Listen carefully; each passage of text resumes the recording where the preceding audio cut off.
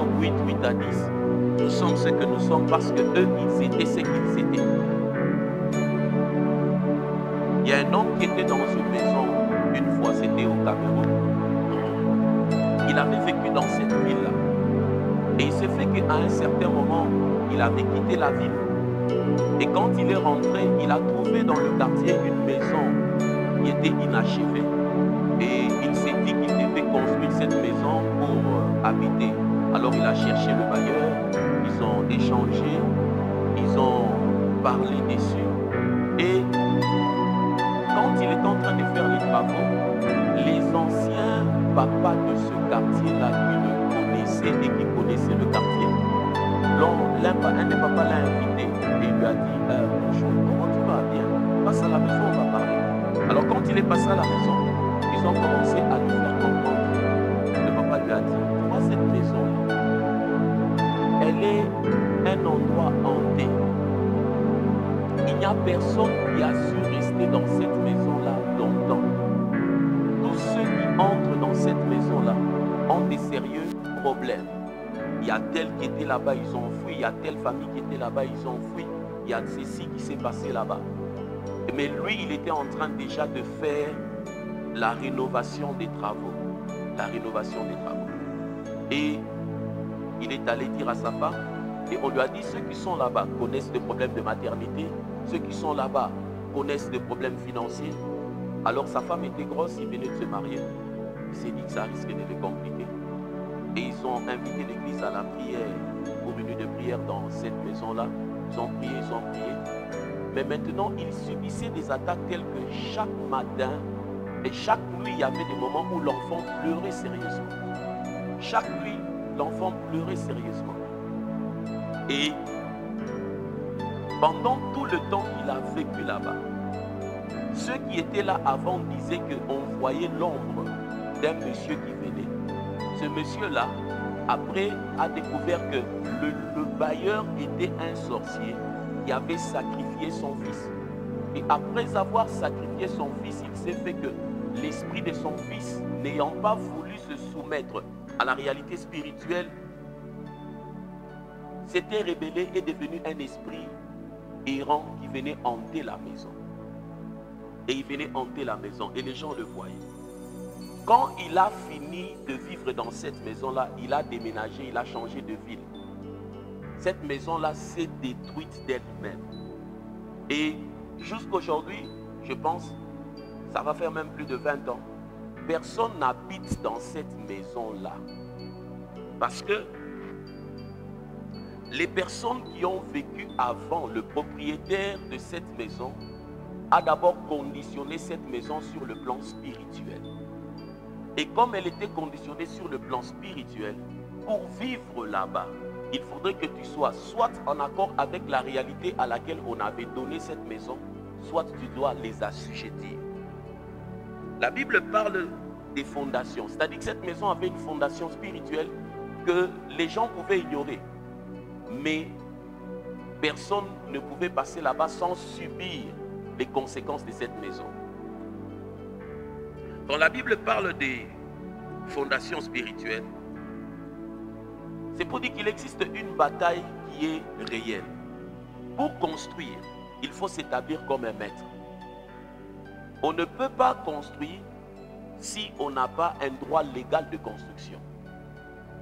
Soit la propriété t'appartient, soit c'est le propriétaire qui t'a donné le droit de construire. Et dans chacune de nos familles, il y a une construction spirituelle qui a été faite par ceux qui nous ont précédés, comme Job est en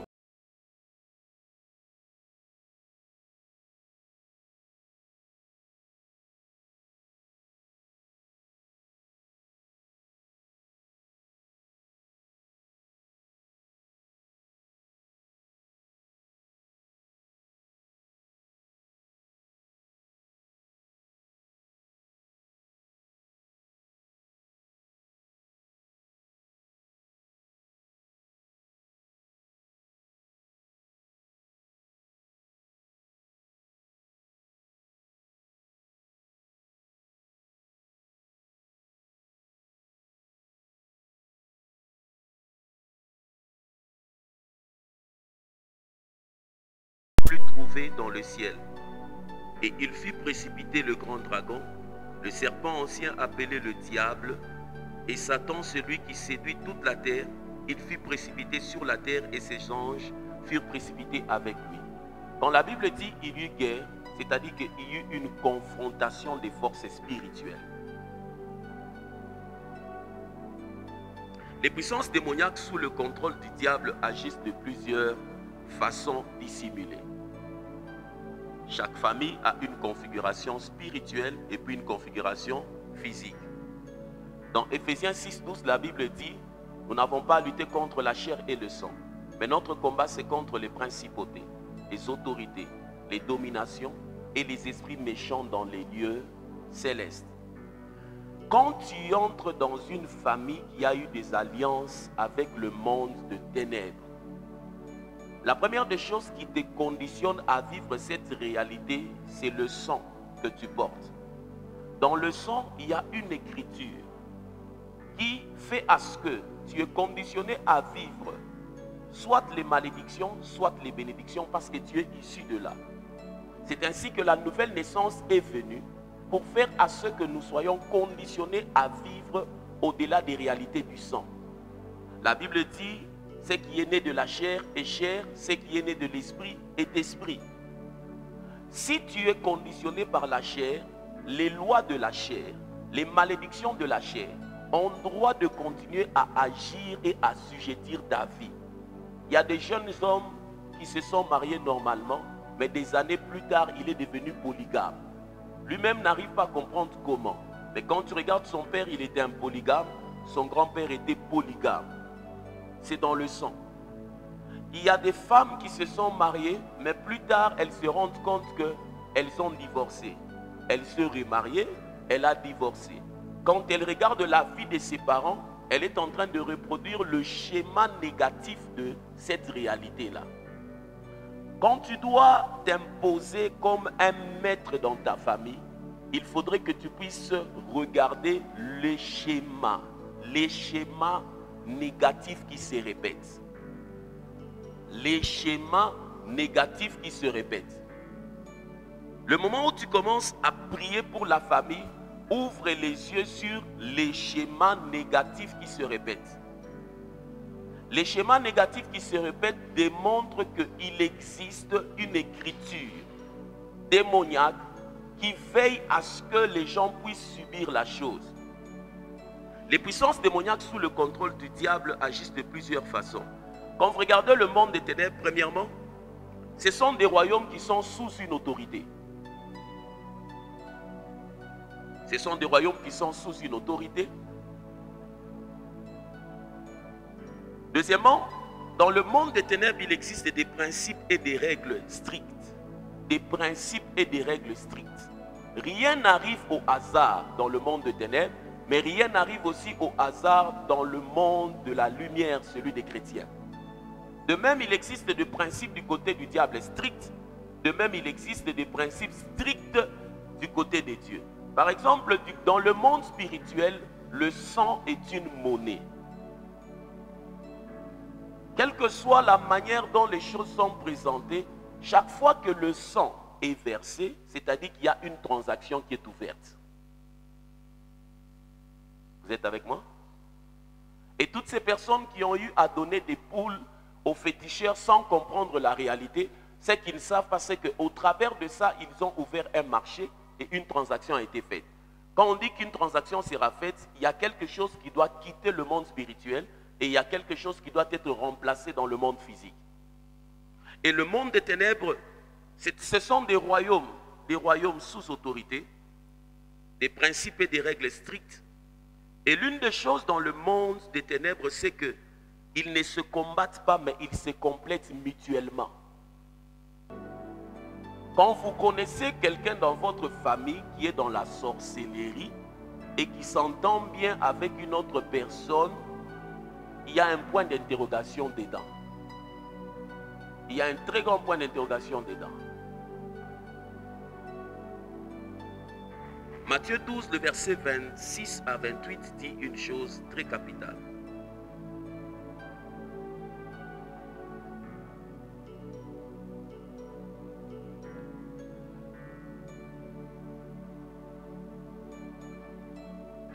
Matthieu 12, 26 à 28.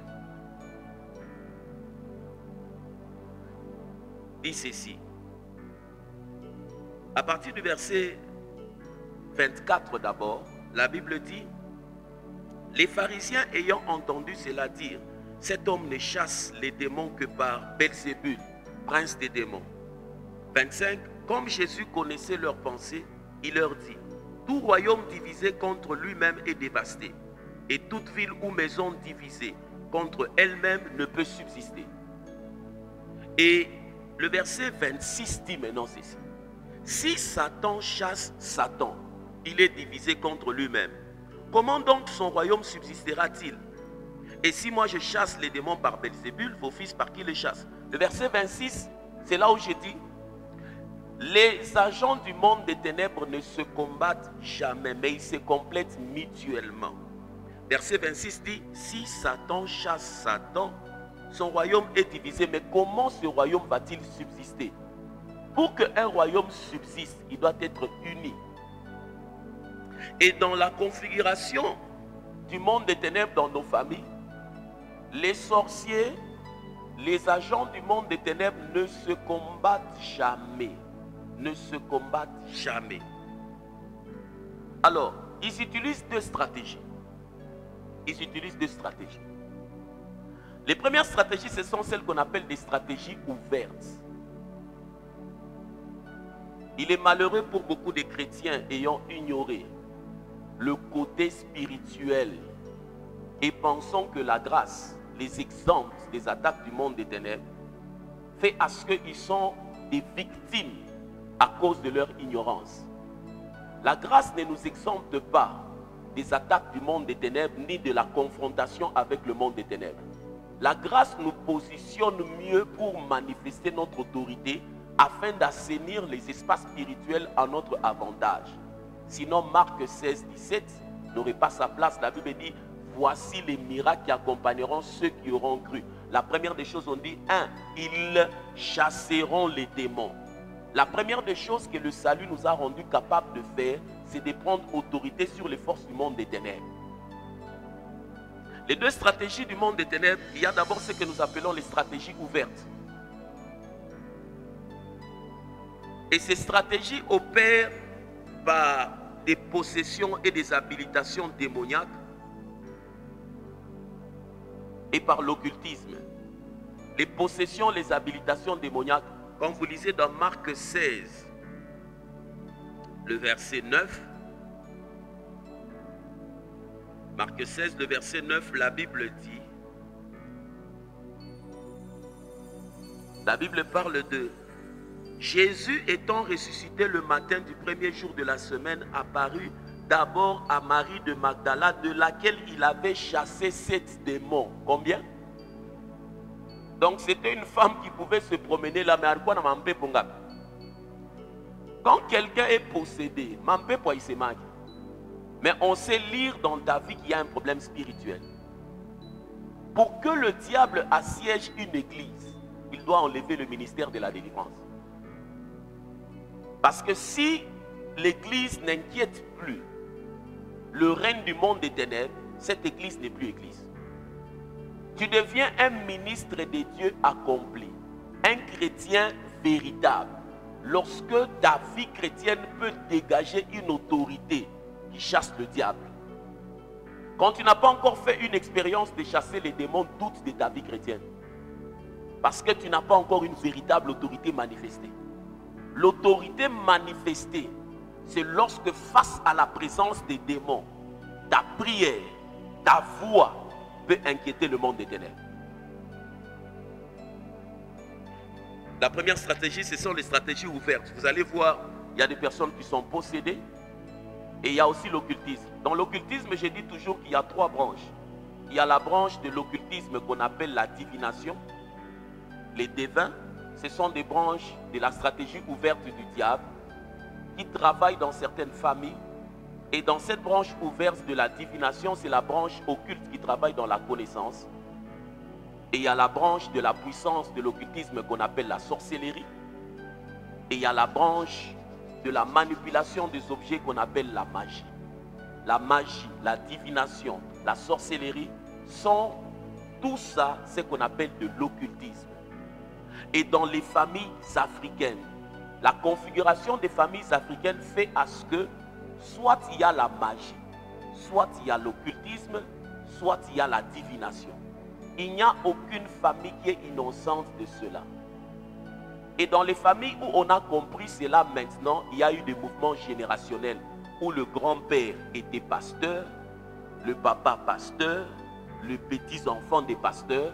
Cette lignée-là a corrigé beaucoup de réalités. Les stratégies ouvertes.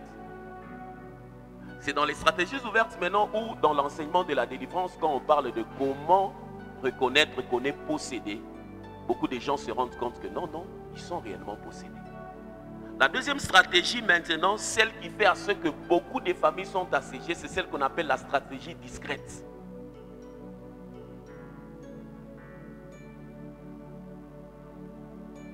Et c'est au niveau de la stratégie discrète que beaucoup de familles sont assiégées. Regarde la qualité de la vie de tes petites sœurs.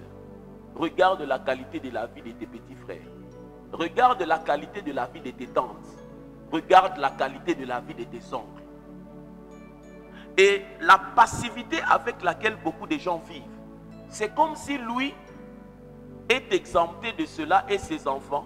Qu'est-ce que tu fais de manière concrète pour que cette réalité ne se manifeste pas dans ta vie et dans la vie de tes enfants? Dans la stratégie discrète, c'est là-bas où on retrouve maintenant la notion de malédiction. Les démons opèrent au travers des malédictions.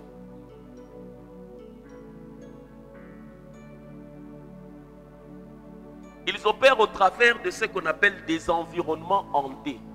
Dans chaque ville, tu vas voir toujours, il y a un coin où on te dit que non, cette maison ici, il y a des esprits qui habitent. Vous êtes déjà rendu compte? Il y a des esprits qui habitent. Le diable s'arrange toujours pour avoir une terre sur laquelle il a droit.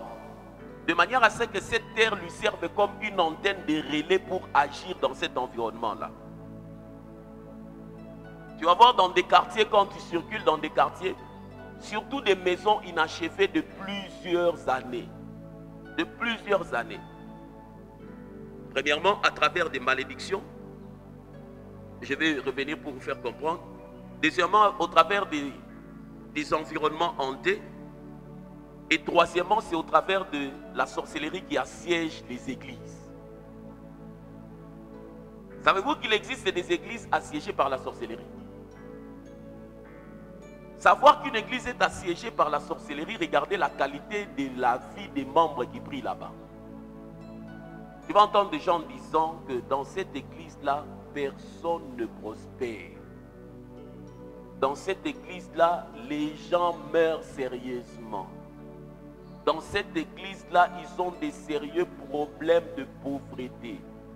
L'une de mes filles qui était dans une église, elle prie maintenant avec l'un de mes amis, elle disait, dans cette église-là, dès qu'on vous bénit, c'est fini, vous n'allez pas prospérer. Vous n'allez pas prospérer. L'église qui est source de vie, lorsqu'il commence à véhiculer le message de la mort, c'est-à-dire qu'il y a une configuration d'assiégement du monde des ténèbres. Comment est-ce que dans la stratégie discrète, ils opèrent au travers des malédictions? La malédiction, il y a plusieurs causes de malédiction. Plusieurs causes de malédiction. Mais l'une des causes de malédiction, c'est l'idolâtrie. Lorsqu'il y a eu des pratiques d'adoration qui ont été faites, non pas pour Dieu, mais pour des autres esprits. C'est comme ça maintenant. Dans les stratégies discrètes, tu peux venir épouser une fille quelque part. Mais dans la configuration sanguine de cette fille-là, elle descend d'une lignée qui a une malédiction. Elle-même ne se rend pas compte. Mais cette malédiction attend seulement le jour où elle doit entrer dans un ménage pour que ça soit déclenché. C'est comme un programme. Et il se fait que dès qu'elle se marie, ce programme est déclenché, se faisant que si tu épouses un homme, il doit mourir précocement. Il y a des gens dans leur famille, tous elles sont veuves. Mais elles ont été veuves après 3 ou 4, 5, 6 ans de mariage. Vous avez déjà vu ça? Toutes ces femmes sont veuves. Mais elles ne se sont pas rendues compte de la stratégie discrète, de comment est-ce que le diable opère au travers des malédictions, des endroits hantés, et puis de la sorcellerie qui assiège les églises. Je vais atterrir et nous allons prier ce matin. Dans Ézéchiel 8,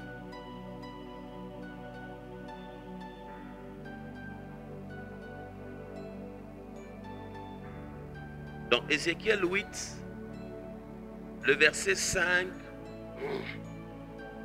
à 7, la Bible dit ceci. Et il me dit, fils de l'homme, Ézéchiel 8, 5, là je parle de la sorcellerie qui assiège les églises. Il me dit, fils de l'homme, lève les yeux du côté du septentrion. J'ai levé les yeux du côté du septentrion et voici cette idole de la jalousie était au septentrion de la porte de l'autel à l'entrée. De la porte de l'autel à l'entrée. L'autel qui est le point de contact entre l'humain et le divin, qui doit permettre à ce que nous soyons connectés à Dieu. Mais ici, la Bible dit, cette idole était à la porte de l'autel à l'entrée. Et il me dit, fils de l'homme, vois-tu ce qu'ils font? Les grandes abominations que commet ici la maison d'Israël pour que je m'éloigne de mon sanctuaire. Si Dieu s'éloigne de son sanctuaire, dans le monde des ténèbres, dans le monde spirituel, il n'existe pas la politique de la siège, de la chaise vide. Quand Dieu n'est pas là, c'est le diable qui est là. Mais tu verras encore d'autres grandes abominations. Alors il me conduisit à l'entrée du parvis. Je regardais et voici, il y avait un trou dans le mur. Il est en train de regarder comment est-ce que le temple est assiégé. Le verset 12 dit ceci. Verset 12. Et il me dit, fils de l'homme, vois-tu ce que font dans les ténèbres les anciens de la maison d'Israël? Voici ce que font dans les ténèbres les anciens d'Israël. Chacun dans sa chambre pleine de figures, car ils disent l'Éternel ne nous voit pas. L'Éternel a abandonné le pays. Chacun dans sa chambre pleine de figures. Ils se disent l'Éternel ne nous voit pas. Et il me dit encore d'autres grandes abominations qu'ils commettent. Le verset 16-17. Regarde comment les choses se passent. Là, on est en train de parler des gens qui, de façade, vous pensez qu'ils servent Dieu. Mais dans le noir, ils ne servent pas Dieu. Et il me conduisit dans le parvis intérieur de la maison de l'Éternel. Et voici à l'entrée du temple de l'Éternel, entre le portique et l'autel. Entre le portique et l'autel. Quand tu étudies la Bible, ces endroits sont consacrés à se connecter à Dieu. Il y avait environ 25 hommes tournant le dos au temple de l'Éternel et le visage vers l'Orient, et ils se prosternaient à l'Orient devant le soleil. Et il me dit, voici, fils de l'homme, est-ce trop peu pour la maison de Juda de commettre des abominations qu'ils commettent ici? Faut-il encore qu'ils remplissent le pays de violence et qu'ils ne cessent de m'irriter? Voici, ils s'approchent le rameau de leur nez. Les églises assiégées font à ce que les gens développent l'incrédulité dans la parole. Parce que la qualité de vie de ces gens-là fera à ce que les gens vont développer des incrédulités. Et maintenant, quel rapport y a-t-il avec les familles? Toute famille qui est venue d'une église qui était assiégée par le monde des ténèbres va développer une incrédulité qui fera à ce qu'ils vont s'éloigner de Dieu. Et quand ils s'éloignent de Dieu, c'est le schéma que le diable, en vérité, a établi pour combattre ces familles-là. Et quand il assiège une église, le problème, ce n'est pas l'église, le problème, c'est de toucher les familles. Il y a des gens qui ont quitté des églises aujourd'hui qui ne prient plus. Vous savez ça? Et quand vous lisez ce passage, il se termine en indiquant des conséquences de cette adoration.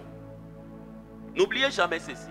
Les fondations spirituelles sont les modèles des comportements et des manifestations. Les fondations spirituelles sont les modèles des comportements et des manifestations. Modèles de comportement et de manifestation. Une manière de vivre. Des manifestations qui viennent de l'histoire et des valeurs fondamentales d'une famille qui sont transmises de manière générationnelle. Fondations spirituelles, ce sont des modèles de comportement et puis des manifestations. Je réponds parce que je vois beaucoup de gens écrivent. Des manifestations qui émanent de l'histoire ou des valeurs fondamentales d'une famille et c'est transmis de manière générationnelle. Je disais au début, faites attention aux schémas négatifs qui se répètent. Tu dois te tenir en prière, prendre autorité de manière à annuler cela. Et les fondations spirituelles, ce sont ces modèles de comportement et de manifestations qui émanent de l'histoire ou des valeurs fondamentales d'une famille et se transmis de manière générationnelle.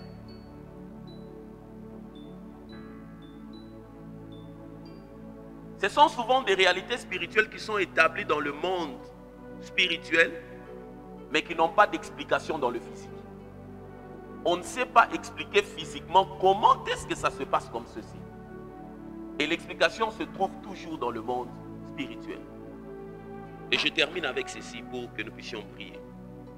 Il y a 3 questions qu'il faut se poser pour savoir si vous êtes libre de ces fondations. Il y a 3 questions. Moi, j'ai vu des gens, il a la Bible, mais tu sens que façon qu'on a des soins, il n'y là n'a quoi. Chaque fois quand vous le connectez à une dimension financière, il n'arrive pas à se maintenir dedans. Il rentre toujours à terre. Il rentre toujours à terre. Ses mains sont comme des passoires. La première question qu'il faut se poser, c'est que s'était-il passé avant votre conversion? Qu'est-ce qui s'est passé avant votre conversion?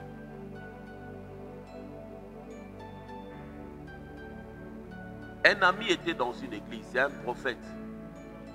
Il explique comment est-ce que dans cette église-là, le pasteur là avait des fétiches. Ils étaient dans une communauté 30e quelque part à Colosie. Ce pasteur-là avait des fétiches et ce pasteur-là avait une vie très bizarre. Lui, à cette époque-là, il prophétisait, il voyait des visions. Mais un jour-là, ce pasteur-là ne s'entendait pas avec certaines personnes parce qu'il n'arrivait pas à les assujettir. Et ces personnes-là, c'était parmi les vrais. Et le pasteur-là avait remarqué que lui commençait à prophétiser, Un jour, il lui a dit, lui et un papa là, il va prier pour eux la nuit, ils doivent se rencontrer. Ils sont partis dans un endroit, dans la ville de Colosie. Le pasteur là a pris un drap, un habit rouge. Il a mis dans l'eau chaude, il a prié. Quand il a couvert, il est tombé. Quand il s'est réveillé, depuis ce jour-là, il prophétisait, puis il était devenu un vagabond, un bandit. C'est avec le temps, en cherchant Dieu, qu'il est rentré. Et qu'il a recommencé à travailler dans le domaine de l'esprit. Et c'est comme ça qu'il a compris. C'est ça qu'une église assiégée peut faire, détruire les destinées des gens. Quand vous vivez dans une église, chère famille, où vous ne savez pas avoir des résultats, selon que la Bible le dit, cette église est assiégée. La première question à se poser, qu'est-ce qui s'est passé avant votre conversion? La deuxième question, c'est que vous est-il arrivé maintenant lorsque vous vous êtes converti? Quelles sont les marques que cette spiritualité a amenées dans votre vie? Vous êtes avec moi? Et la troisième des choses, que vous était-il arrivé après votre conversion? C'est-à-dire, avant la conversion, pendant et maintenant dans la suite, qu'est-ce qui se passe? Je vais y revenir demain pour approfondir. Les fondations déterminent la destinée de chaque être humain. Le lendemain est déterminé par la fondation spirituelle. Si tu n'as pas bien noté la définition de la fondation spirituelle, j'ai dit les fondations spirituelles sont des modèles de comportement. De comportement. Des manifestations émanant de l'histoire ou des valeurs fondamentales d'une famille transmises au fil des générations. Les fondations spirituelles sont les modèles de comportement et de manifestations émanant de l'histoire ou des valeurs fondamentales d'une famille transmises au fil des générations. Ces fondations sont toujours maintenues par certains rites que les gens font de manière consciente pour certaines personnes et inconsciente pour d'autres. Mais ça permet à ce que ces fondations se perpètrent de manière générationnelle. Un esprit ne traverse jamais les générations sans adoration. Un esprit ne traverse jamais les générations sans adoration. L'Esprit de Dieu, l'onction de guérison, l'onction de la prospérité, toute onction qui se manifeste générationnellement est soutenue par l'adoration.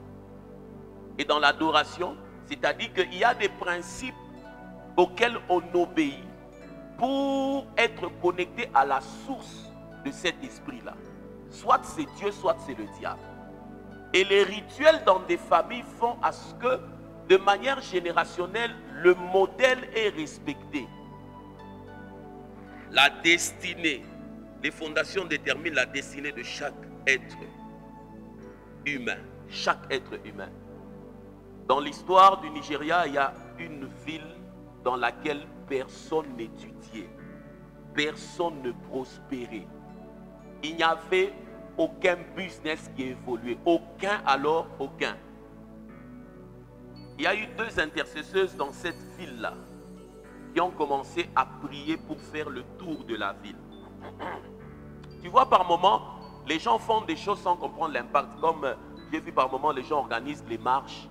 Beaucoup de gens organisent ça parce qu'ils ont envie des gens faire. Mais les marches spirituelles ont de l'impact dans la délivrance des villes. Ont un grand impact dans la délivrance des villes. Mais malheureusement, tout ce que vous faites sans compréhension ne produit pas de bénédiction.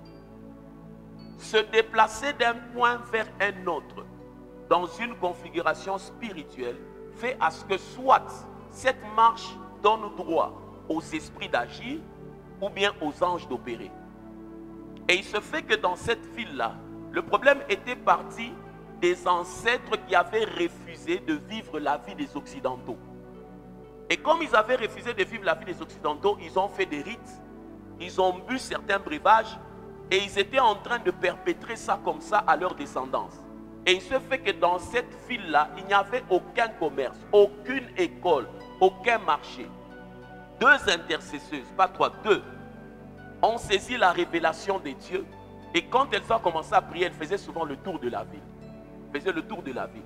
Le temps que les féticheurs, ça profitait aux féticheurs et aux devins.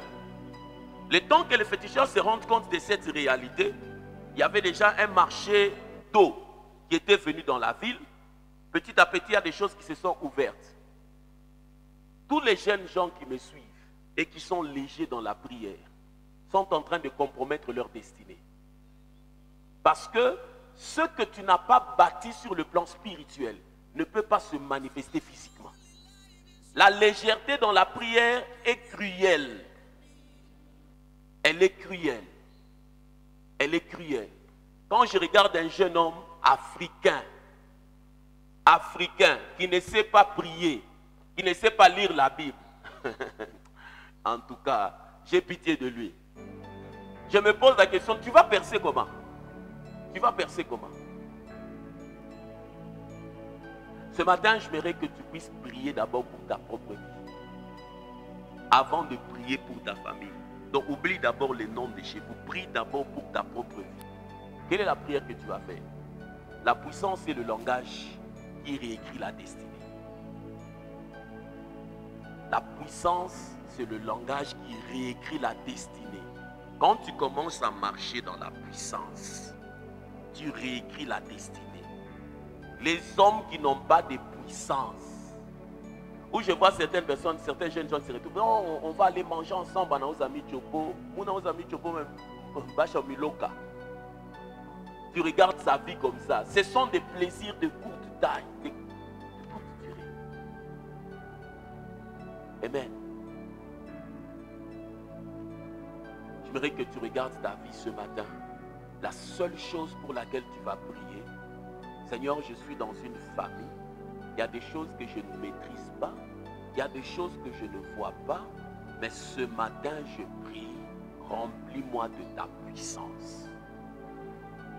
Remplis-moi de ta puissance. Ferme les yeux. Remplis-moi de ta puissance de manière à ce que je puisse écrire une vie nouvelle pour moi. Un intercesseur sans puissance sera oppressé à une dimension, tu n'as pas d'idée. C'est là-bas où des gens se sont dit, ils étaient à la chaudière, ils ont prié, mais après, ils commencent à sentir des oppressions parce qu'ils se sont tenus dans le monde spirituel sans une couverture de puissance. Ils se sont tenus sans une couverture de puissance. Pendant que cette mélodie est en train de passer, commence à prier.